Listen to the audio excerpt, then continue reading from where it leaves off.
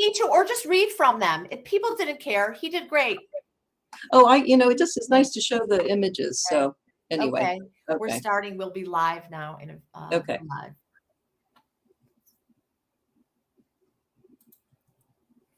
Hello, everyone, and welcome to our next session. If you are just joining us, I want to reintroduce myself. I'm Cheryl Corlitz. I'm the Director of Gap Year Recruitment for Masa North America. And this session, we are going to be addressing the big questions of why you'd want to take a gap year and what that gap year might look like for you. And so we knew we wanted to tackle the big questions, and I could think of no one better to bring here today than Holly Bull. She is a gap year expert extraordinaire. She's the president of the Center for Interim Programs, which is based in Princeton, New Jersey. It was founded in 1980 as the first independent gap year counseling service in the United States. And since then, she has gone on to counsel work with over 3,000 students making their post-high school plans. And so she is really someone who has a wealth of knowledge to share with us. And she is a sought-after speaker all over the country on gap year. So I want to let her get started. We are going to have this conversation. She's having a problem with her PowerPoint. We're not able to share it. So she's going to just wing it and go through it. And at the end, we're going to leave some time for some Q&A. So please feel free to put in any questions that you have. And Holly, I leave it to you to take over. Okay. Thank you, Cheryl. I really appreciate you inviting me to speak today. And hello, everyone who's attending. I'm delighted you're interested in the gap year option, which is what I'll be talking about today. And as Cheryl said, I've been very much steeped in the gap year field in the United States ever since I was young. I've traveled widely, lived abroad through my father being a headmaster of schools abroad. And he started the Center for Interim Programs, my company, in 1980. When nobody was really talking gap year in the United States. Excuse me, Holly, I just want to interrupt you and say that everyone says they can see the PowerPoint on the screen. Okay, good. So okay, great. Share Thank you all. Yeah, so if you can share it in full screen, and it's eating a little bit into our time, so I'm just going to give you like the 10-minute notice. Okay, good. If I can move it along, I will. That's great. Right. Yeah, so I'm a gap year student. I took a gap year before college. I took a gap year after my sophomore year. I'm a gap year counselor, obviously now for over 30 years. All I do is gap year counseling, primarily with students, but we work with all ages. And we've been doing this work for such a long time. We just have a huge pool of alumni at this point, over 8,000 students. I'm also a gap year parent. My stepdaughter took a gap year. She's now 28. She took hers before college. And my daughter, Leah, is actually right now in her gap year, getting back this week from her fall experience. So it's been very exciting to be both parent and counselor. And I'm obviously biased in favor of taking gap time. So if this moved to the next slide, I hope it did. Maybe Cheryl, you could just let me know. Yes, it did. The core value of taking gap time, as far as I'm concerned, is really this process of stepping away from living from the outside in, rather than, living from, you want to move away from moving from the directives coming at you from the outside to leading from the core outward. And I think that's, for me, the most important part of gap time for students, because it's often the first time in their lives when they're really just stepping back from this track that we're all put on pretty much. We're put in school at 5 or 6, we're expected to go to college. I'm not trying to knock any of that. I just think that we're somewhat mentally tracked by that. And so when you have gap time, you're stepping back and you're just saying, hey, who am I? What am I interested in? And, and I choose and own what I'm up to. And for me, that's the beginning of personal power. If you have a year where you practice choosing and creating your life in a sense, it's going to stand you in such good stead, no matter what you do, college or beyond. Now, lots and lots of benefits here. You are definitely going to be more motivated if you're choosing things you want to do. I think when people are put in school mentally, it has an effect on you. And then you have this shift towards saying, oh, wow, let me go try this out, or this sounds interesting. And that just generates a whole different kind of experience for students. It also is a time just to rest and rejuvenate. I see a lot of seniors who are pretty fried by the end of high school, and I don't think a summer is often enough time to fill back up before heading off to 4 more years or more of schooling. So having the breather can really help them land with a lot more energy and excitement about learning for its own sake. And then for me, this was a big one, just the relevance of our studies to the world around us. And I remember being in high school going from math class to history to Spanish. It's like, how does this stuff connect? How is it relevant to the world? And that was one great thing that came out of my gap year. It's like, okay, got it. When I'm in the world, I can see how this is playing out. And then again, stepping into college with more excitement about learning. Students are definitely more financially aware when they have to start thinking about it. I think parents can help with this, like, hey, here's your budget.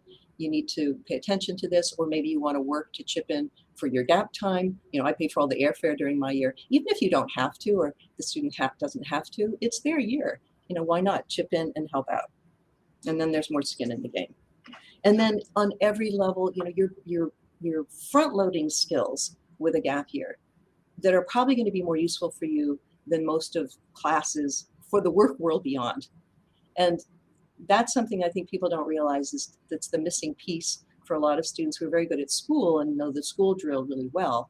But in terms of initiating projects or just having other skills, work skills, it can be a missing piece. So basically you're building a resume before you hit college.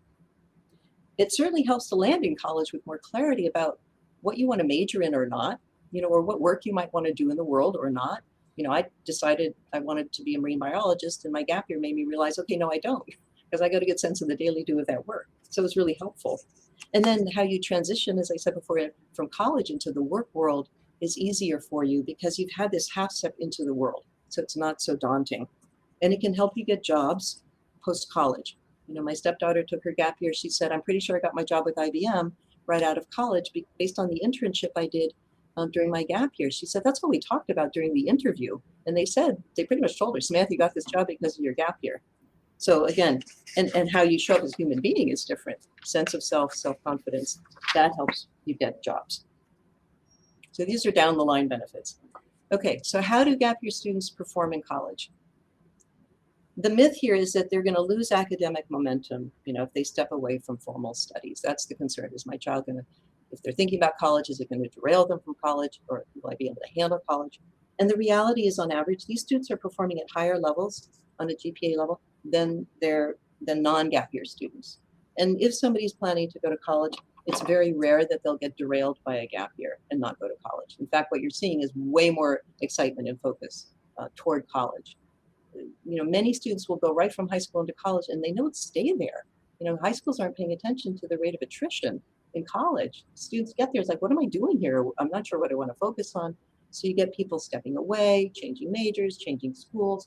It can take 5 or 6 years to finish college on average because of that. Whereas gappers hit the ground running and are really efficient students. Now, Bob Claggett, in this next slide, hopefully that's showing here. It's showing. Okay, good, thanks. He is a fellow who started doing the gap year research at Middlebury College. So he was in Harvard admissions for years and then dean of Middlebury College for about 7 years. And when he got to Middlebury, when he started tracking the GPAs of the gappers, he noticed that they were several percentage points higher than their peers. Most of these students hadn't done anything academic or traditionally academic during their gap year. And yet they were outperforming how they were expected to do based on their own academic history, as well as outperforming peers. So that's the blue, the dark blue, are the gappers. He also noticed that the FEB admits at Middlebury, people who just had the semester away, a disproportionate number of those students were walking away with the leadership awards at Middlebury.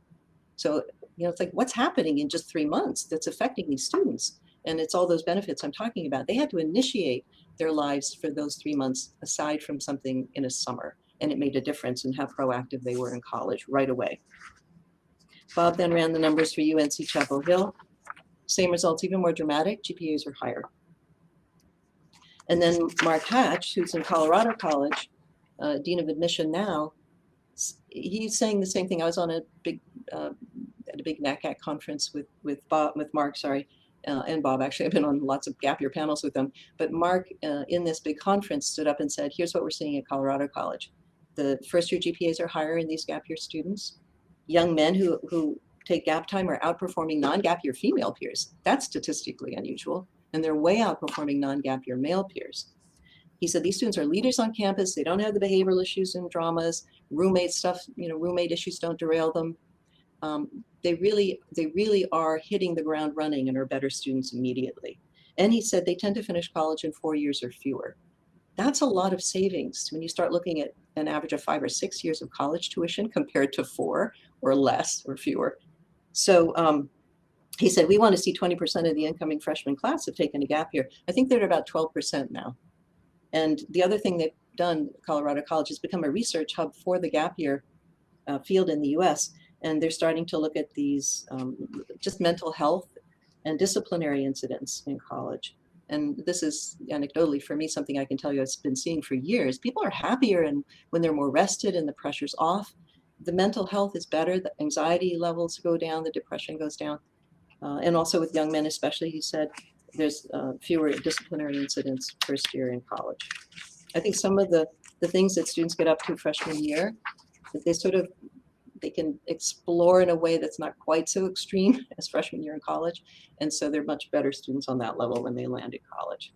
Okay, so common questions and concerns here that I hear. And I'm just going to let you know, Holly, that we just have a couple minutes left. Yep, and I'm on my second to last slide. I'll move through these quickly. So here's what I hear from students. I don't want to get behind my high school class. I don't want to be too old as a freshman going in.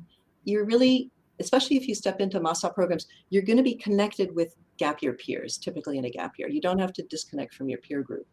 You are more mature when you land in college, but we're not so age-bound in college. It doesn't matter that much. So I've never had anyone say, hey, Holly, I wish I hadn't done a gap year because I felt too old, going to college, or I felt behind, because they're going toward things that they want to do ideally, and they're still connected with this peer community.